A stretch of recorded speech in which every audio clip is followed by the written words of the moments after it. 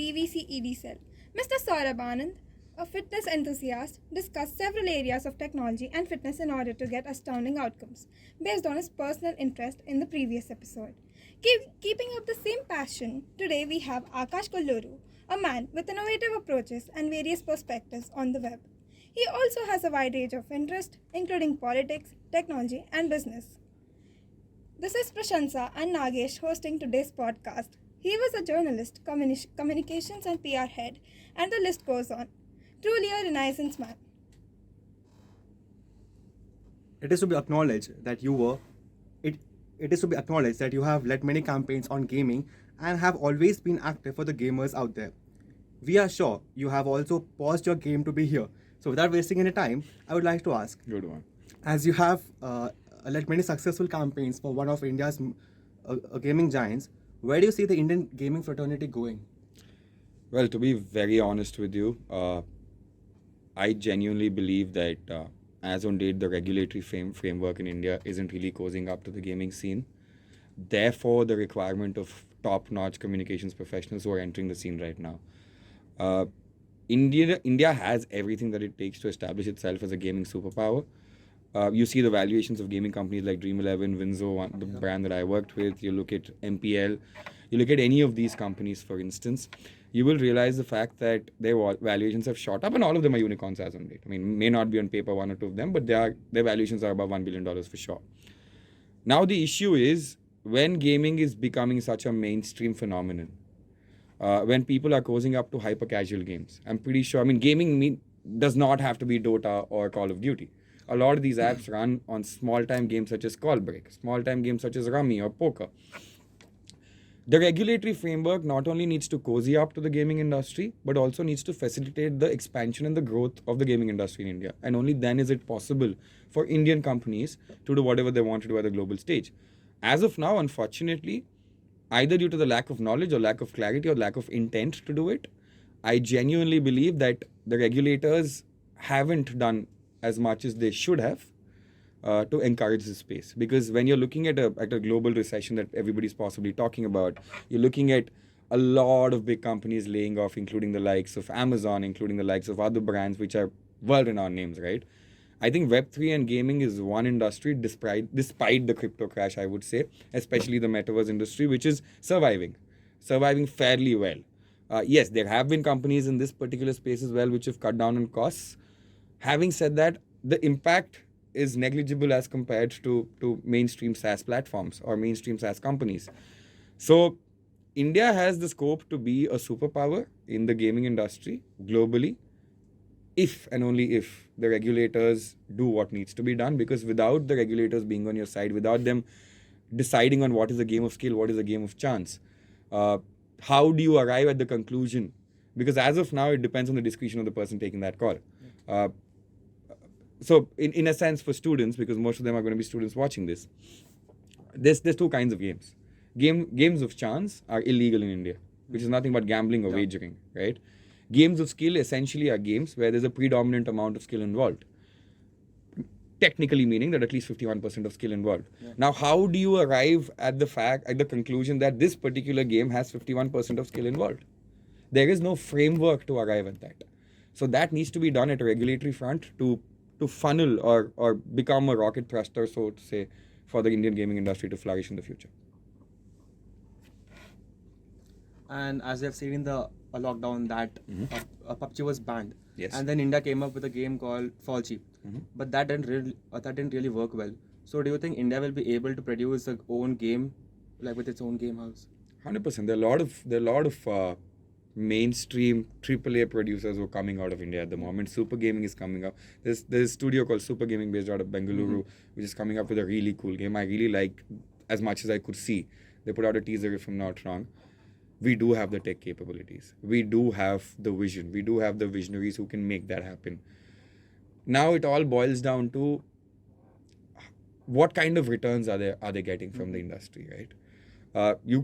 What you're talking about, PUBG and all of these are AAA games. Yeah. You can also talk about hyper casual games like Rummy and Poker, which are developed in-house since decades. India does have it. I can't really pinpoint on a reason as to why 4G did not work. There's multiple reasons. I think this is where communications comes in. Once you're already used to a template in your head, Yeah. PUBG was wildfire, right?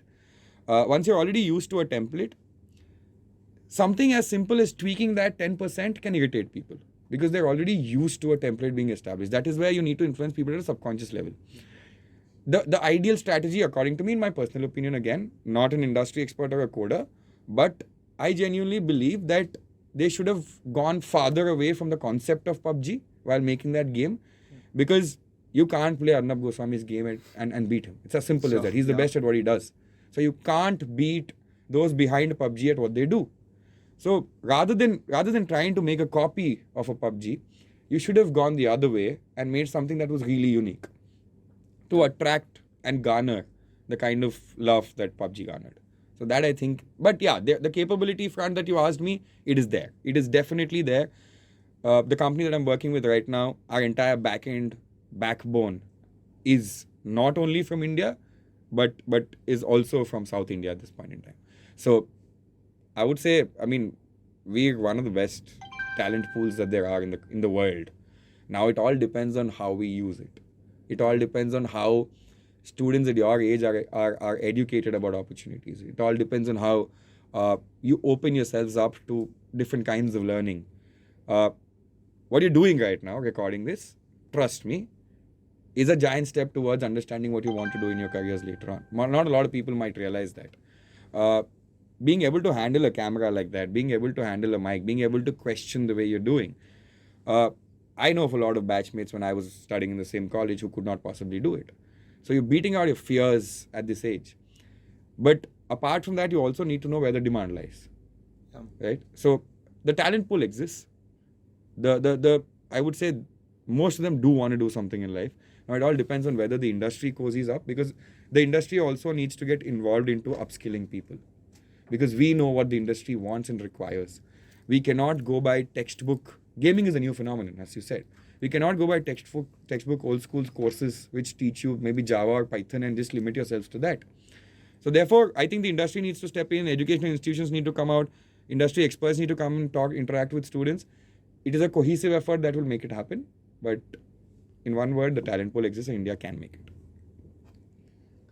So, sir, as you have a variety of interests, can you tell us about your experience in each of your fields and what intrigued you the most? What intrigued me? Oh my. You should base for a 2-hour podcast in that case. But I'll tell you about my journey has been like. I started my career with Arnab Goswami as a founding team of Republic TV. Oh, wow. What interested me, I was just giving journalism a try. Mid-third year, didn't know what to do in life. I was the state cricket captain. Because of an accident, I had to quit cricket. And I didn't know what to do, to be very honest. And somebody just suggested saying, I mean, that is exactly when, I think in second year, I won something called as the Master Orator Championship when I was in college. And that is where the love for speaking evolved, right? And I understood the fact that I was one of the best at it. Before that, I never really appealed to the literary side of me. But once that happened, once I took the job up, I don't have a fairy tale story saying 8th class se mujhe journalist banna tha. I saw Rajdeep Sardesai and I wanted to be a journalist for 14 years. Nothing of that sort. I became a journalist out of choice, but out of also the compulsion that I had to do something in life, right? But the kind of passion I developed on the job is what made me become a sting operations guy, is what made me become an investigative journalist, a crime journalist. So on day one of my job with Arnab Goswami, I knew nothing about the media industry. And today I actually want to tell this to the students that if somebody like me who had never interned in a media house, who did not even know what sorts of departments exist in a media house, can be picked up from Bhavans before I gave my final examinations by Arnab Goswami, then he can pick anybody up. So there's this demon that is so into your head when you're in college that you need a godfather in certain industries. You need somebody to help you to get there. If my journey proves anything to you guys, the fact that you don't need anybody as far as you're good enough. And after that, I worked with CNN News 18 and Network 18 or News 18 India. That is where I picked up my niche for sting operations. I was covering crime, education for them. And my boss randomly came to me, held a spy cam and said, you know what, I have a feeling that you're going to be good at going undercover. Why don't you try it? This is your first idea. Go ahead. And I did it. Turned out well. That saga continued for almost 2.5, 3 years, where I executed approximately 13 or 14 investigations. Was undercover for a really long time. Right from citizenship rackets to, I would say, drug rackets to crimes like the Ryan murder case, to crimes like the Burari mass suicides. These are all things that I've covered. I've covered the Ram Rahim riots.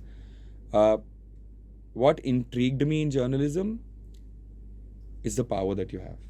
It's the power that you have of doing things that others can't, of putting things out that others can't, of, I'm sorry for using this word, but messing with people who think they can't be messed with because they're too powerful, right? Yeah. And that is where investigations come in. That is where expose, as they call it, comes in. And I was somebody who always went for the bigger stories. Yes, being a journalist, you have to do your day-to-day coverage as well. But that is what I was hooked on to the most. That's why I conceptualized, thought of, and executed my own full-fledged investigations alone. A couple of sting ops, I had a couple of people with me, but otherwise I did it alone. After that, I went to the Chief Minister's office in Andhra Pradesh, Mr. Jagan. I worked with Mr. Jagan Mohan Reddy. It was the first time government, his party came to power for the first time since inception. And I was approached to build their national media strategy and strategic communications wing. Because I was the only Telugu who was working with the national media at that point in time.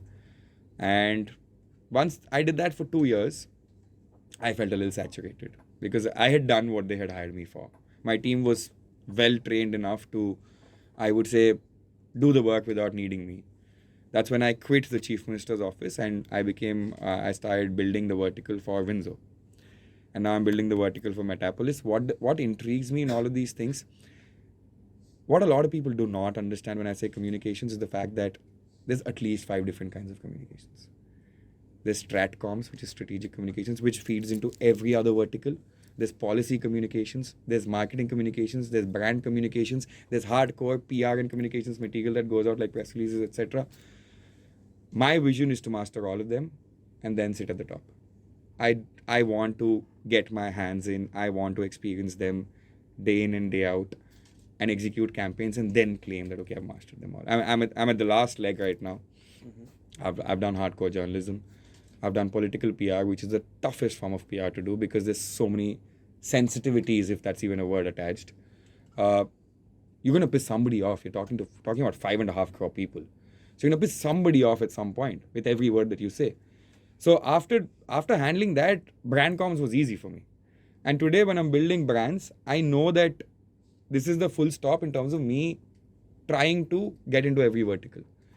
And that is what intrigues me, the data that goes behind. Okay, I'll ask you a question in return, in fact. Do you even know why you click on most notifications that you click on your phone? Or most posts on Instagram? Because they're catchy enough. Interesting enough. They're catchy and interesting. That's what you think? Also, there's a factor of regret that what if I don't click and there's something interesting waiting for us. Exactly. But do you think so much when you click? No. That means you're being influenced at a subconscious level, right? And when I'm a communicator or when I'm a comms professional, my job is to influence you at that level. And that is where communications becomes a science and is no longer an art. It is data-driven, highly data-driven, and I would go to the extent of saying that it is one of the toughest sciences to ever execute. So that is the thrill that I get out of my work, to be able to drive a campaign home through the tools that I have garnered or the skills that I have garnered over the period of last 6-7 years. So yeah, I mean, it's been a fun ride. That's as much as I can say. Good to know about your journey, sir. But we would also like to know about the dark side of the media and how do you think it reflects the audience from your perspective? Okay. Yeah. Tough question. You can make a good journalist. So when you talk about the dark side of the media, let me tell you what. I think I went public with this in the recent podcast that I shot. One of the reasons that I quit journalism is because one of my sting operations was compromised. That was one of the reasons, to be very honest. There is a dark side to the media, like there is a dark side to a college, like there's a dark side to an IT company, like there's a dark side to maybe you and me, Sure. There's a dark side to the media like any other industry. The reason why it is debated as much is because it is in the limelight. There's a dark side to politics. Yes, unethical things are done. You can see it on the screen. But having said that, it'll be foolish of us to label an entire industry. Because till the day I was a journalist, I was ethical. And I know so many of my friends who are reporters even today who do that. They're fighting the war by being inside the system. There are a lot of journalists who risk their life on a day-to-day basis to put stories out. If there's a riot situation and you're watching it on TV, please understand the fact that the journalist is risking life by being there. He can be killed too. There are riots going on in Delhi. There's a COVID war that a man is entering into. He also has a family. So there are journalists out there who do it the right way. But I wouldn't deny the fact that there is a dark side to the media. It is very evident that editorial bias comes in. It is very evident that certain stories are presented a certain way so that the audience reacts a certain way. I think the media had a huge role in the Delhi riots unfolding. Mm-hmm. I think the media has a huge role in the way things are perceived today. The polarization has evidently increased, and it is being, at some point, propagated through the media. And I'd be foolish enough not to recognize that. That is why I have one suggestion to students like you, if I had to give you. Never limit yourself to the what's. What is being said does not matter. Yes, it matters to an extent, but beyond that, it does not matter. Think about why somebody must have said something. Think about if the Prime Minister of India is saying X, Y, Z and is talking about Punjab in a January 26 speech. Think about why. Is the Punjab election around the corner? Is that why he's wearing a pagadi? I'm not trying to belittle it. I'm saying this is the amount of thought that goes into even a thing that a man wears. We totally agree to that, sir. That's the kind of strategy that is involved. So therefore, when you watch anything on any platform, what you watch on Instagram is also media today. Yeah. Even that is clouded by misleading information and misinformation day in and day out. And it's growing. Yes, with a malified intention, so to say. So my advice and suggestion would simply be that you do not limit yourselves to understanding the what. Get to why a person is doing it, why a person is saying something. And when you're able to connect those dots is when you know the actual story. Otherwise, you'll end up knowing 10% of the things and you will assume. So yeah, there is a dark side, which any other industry also has. But I would also say that there are people who are doing some real good work. Sir, one more question. So now that you mentioned that you were in media for so long, did you develop the interest for politics when you were in media, or was it before that, or was it after that?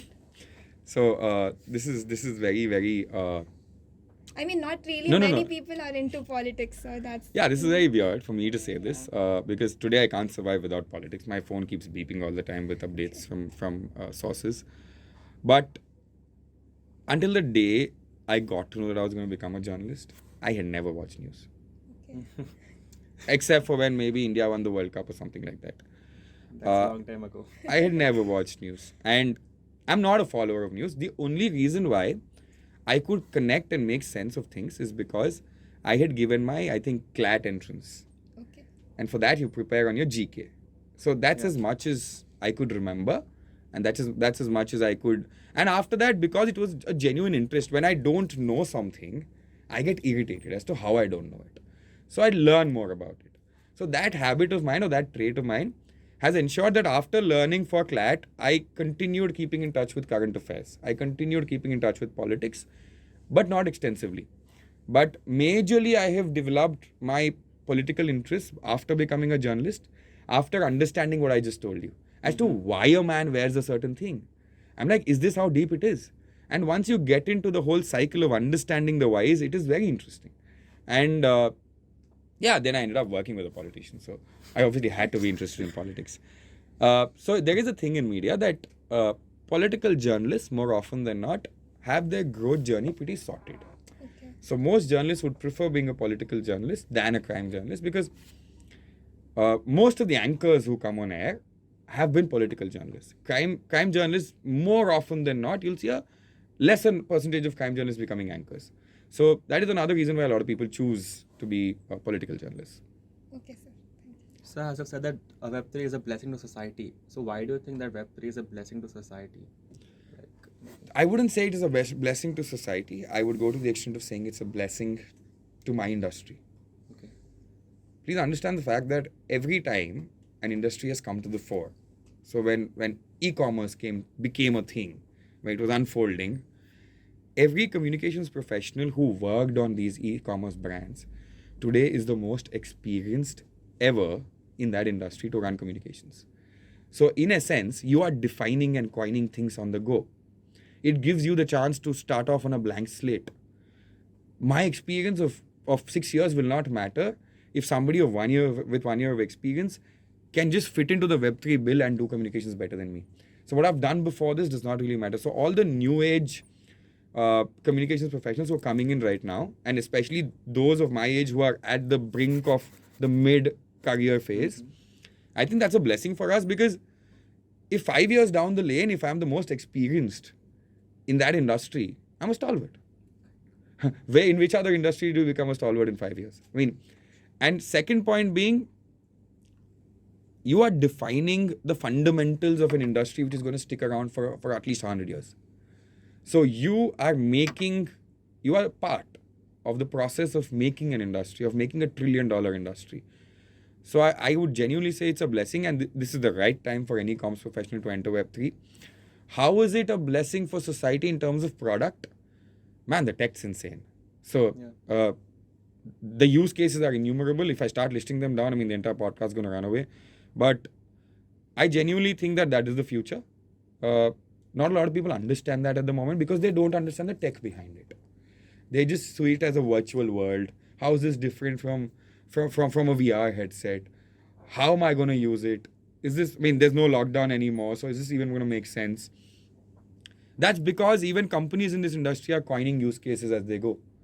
And I think most people optimistically would say 3, but in my opinion, in the next 5 years, the metaverse will become internet as you see it today.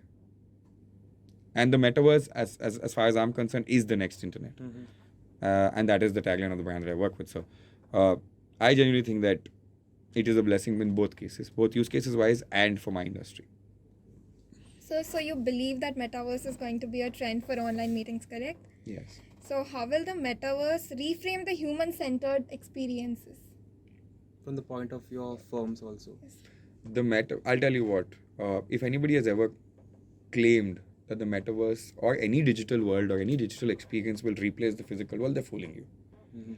You can never replace the physical world, right? One of the senses that we react to, not senses, one of the gestures that we react to is touch. Yeah. Right? You can feel that to an extent through hardware. You can feel that to an extent in a digital environment, but you can never replace it 100%. Right? How is it going to transform with respect to us? If you're talking about online meetings, I think that is a very small use case. There's going to be e-commerce on the metaverse. There's going to be gaming on the metaverse. Everybody's coming up with play to earn, learn to earn. Tomorrow, people might come up with drive to earn, for all you know, saying drive 6 kilometers and you learn this much of money. You need to understand that the fundamental difference between Web 2 and Web 3 is that Web 3 was built on the fundamental concept of giving back revenues, a part of your revenue, to your user base. Therefore, learn to earn. Therefore, play to earn. Right? So, online meetings, I would say, will happen in a very closed environment where a company builds a digital environment for themselves and then uses it for online meetings. Or if somebody builds, say, an environment which happens to be a co-working space or a co-living space, that is where it will happen. But I would say that is definitely not the limit of the metaverse, because that's it is an important use case, but that's like 1% of the 100% that the metaverse is capable of. And you will see all of that unfold over the next 3 to 5 years.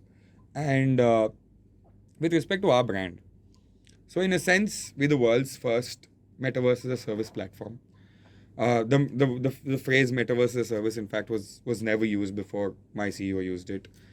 What essentially we do is, if, say, Bhavans wants to build a Metaverse, why on earth will you hire like 100 people who have the technical capabilities to do that? Rather, you come to us, pay us, give us your requirements, and we build it and we give it to you. In a layman's language, we are a Web3 consultant.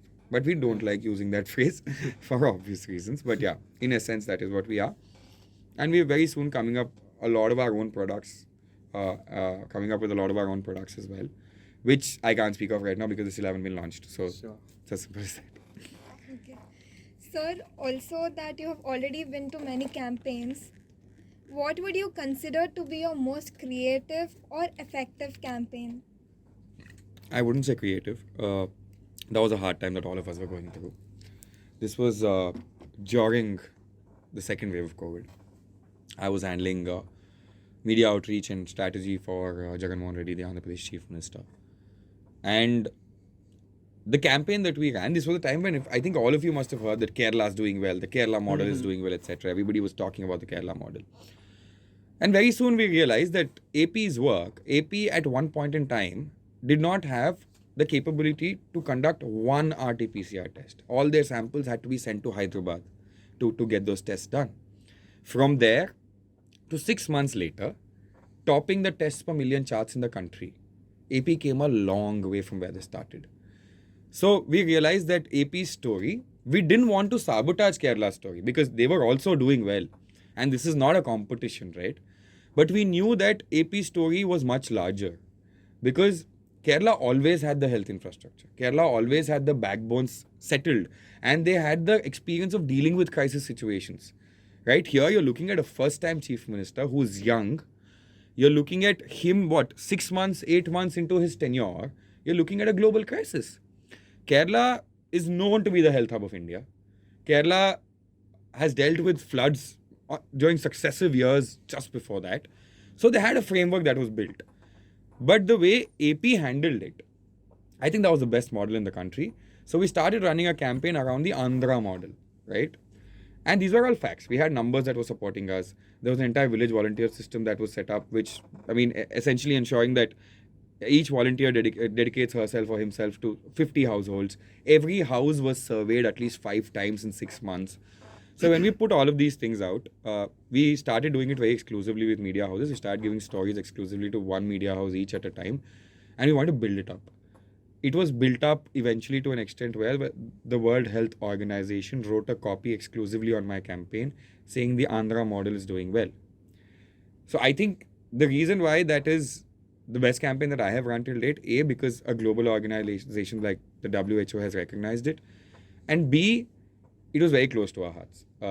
Everybody was going through a very psychologically disturbing phase.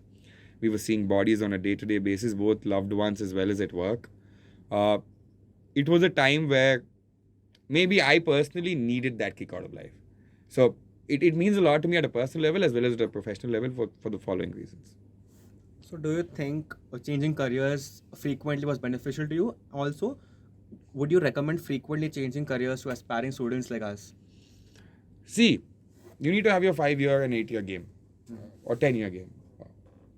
It would be, according to me, if anybody says, I have 100% clarity on what I want to do 10 years later, maybe you're an exception. I didn't have it, all right? And I know 99% of the kids wouldn't have it, right? You enter a profession and then you figure out as to where you want to be. You will utilize you should utilize the first 3 or 4 years of your career. A, upskilling yourself. B, identifying what is your niche. Once you identify your niche, become the best at it, right? If there's something that made a chief minister or his men offer a responsibility that big to a 24-year-old, it was that expertise. It was nothing else. Nothing else. There was no godfather. There was nobody who helped me, no influence, nothing. It was only the quality of work that was needed to get me that offer. About frequently shifting, see, when you look at my career, I had legitimate reasons to shift each time. I left Republic because A, I didn't agree with a lot of things that Republic was doing editorially. B, I was getting an offer to be a full-time on-field resource, a full-time reporter. So therefore I shifted. The reason I left Network 18 is a discussion that was around editorial bias that I left. I wouldn't want to mention particulars right now. After that, the reason I left India today was a personal reason. I had to come back to Hyderabad due to dad's health, and etc. But I could have joined a media house in Hyderabad after that. The reason I chose to quit journalism and go to communications or go work for Jagan Mohan Reddy was because of what I told you in the beginning. That I figured out that communications is way more than what we think it is. There's so many verticals involved, and it'll be foolish of me to say I want to stick to this vertical without even trying all of them out, right? So the learning is what, and obviously who doesn't want to head things for a chief minister, man? So it's a great opportunity. So jumping is a double-edged sword, right? I have seen both in life where my friends maybe stuck on to a company for 5 years and they were rewarded. But I've also seen instances where I have taken a lot of jumps and today maybe financially or even success-wise, I'm at a higher position than them. So it all depends on what you want to do in your life. It all depends on whether you have, how much clarity you have, even if you do. It all depends on, I would say, the only suggestion I would give anybody is do not ever generalize. Just because something has worked out for me, just because today I'm saying that, okay, I wasn't okay with a certain person having an editorial bias, so I quit media, does not mean all of media is bad. Maybe there are journalists who had good experiences. Maybe there are journalists who had better experiences. So never generalize anything in profession. The only advice I would give, lastly, is always have a 5-year goal or a 10-year goal, and then think about what is a logical step towards that. Because as late as this process gets, and you stop thinking about it, I think you're going farther and farther away from that 10-year goal of yours. So do not waste any time. I would say get your clarity. Take the first 2 years in getting clarity, and then chalk out a full-fledged plan, and then figure out what your stepping stones to be where you want to be 5 years later are. Initially in your career, unless and until you're a hardcore techie and you're the best in your industry or from IIM Ahmedabad or IIT Madras, assume the fact that you're not going to be paid as much as you dreamt of. That is, stick to it, right? People value expertise now. People value, I mean, if you told me that at the age of 25, 26, I'd be heading an entire vertical, man, I didn't think of it, right? Things happen. Things happen when you stick around. Things happen when you put in your hard work. And just ensure that you have your stepping stones right and you're not wasting any more time. Because the more time you waste, the later you reach. It's as simple as that. Sir, thanks for this talk and the advice. But as now it is the holiday season, Christmas and New Year is around the corner, correct? So what plans do you have? Or what resolutions do you think that an entrepreneur should take? Or you A yourself... student who's aspiring to an entrepreneur, he should take so that he will... Yeah. An aspiring entrepreneur should take. Or you yourself would Oh, like I'm not to into take? resolutions. Okay. I've never worked out for me. Okay. I end up breaking them on Jan 1st. So, what are my plans? Oh, I'm going to party. I will avoid work as much as I can for the last week. I think, see, we're all so caught up in the rat race that we don't live life. That we don't. I'm glad you're bringing up this side as well, because whenever somebody looks at my CV or my profile, it's only the hardcore journalism that they see. But there are things that have made me the person that I am, right? And a resolution that an entrepreneur or a professional should take. If you're a budding entrepreneur, tomorrow one fine day you're going to have employees. Just know how to deal with them, how to treat them. I have worked with a lot of leaders, and I can count on my fingers as to how many were good, right? There were certain instances where I looked at somebody and said, why the hell do such people even become bosses, right? Especially politicians. Then when I became one, I also had a learning curve. There were things which I did wrong. So I think every entrepreneur should possibly sit back and think about what is their style of leadership and ensure that they are going to be as accommodating as their business supports. I'm not saying, just hand out leaves left, right, center. That's not how business functions. We know that. But just be as accommodating as you can be, because a lot of entrepreneurs have this misconception. They think sirf CEO ko chamakna hai. CEO is the face of the brand. But they don't understand the fact that as your team grows, as your team's influence, as your team's reach, as your team's, I don't like using that word, but I think I should use it because you guys are students, Okad grows, right? So does the brands. A lot of people do not understand that and try to how do I put this? Dismiss their employees whenever they're doing good things. So an entrepreneur should actually take that oath of not doing that and encouraging people to speak up whenever they can and put their foot down, because this is not the age for robots. And if you're a robot, you'll end up being a team member for a lifetime. This is not the age for robots. This is the age for people putting their foot down and talking their heart out. Therefore, social media is a success, as you can see it. So yeah, that is the one oath that I think an entrepreneur should take. But about my plans, I'm not sure your college will like it. Okay. So we had put a poll yesterday on Instagram saying that you will be coming, and we had asked the audience to ask any questions. So we have one question from Anuj Jain. Okay. What is the scope of a non-engineering student who is not well versed with technology? What does Metaverse have in store for them? I'm not an engineer. There you go. What a lot of people do not understand is a tech brand also needs marketing. A tech brand also needs communications. A tech brand also needs PR. A tech brand also needs an HR. A tech brand also needs an operations guy. Tech is just their product. Tech could be their backbone. Tech could be valued more. But they also need every other vertical that a traditional business would need.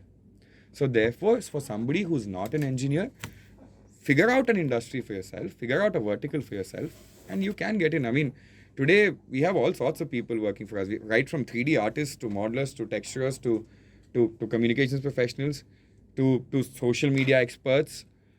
We have all sorts of people, and we are actually in talks with of hiring somebody who's an architect, right? So it is a space where everybody can flourish, and it is a space. Web3 is something that will be adopted by every industry. Mm-hmm.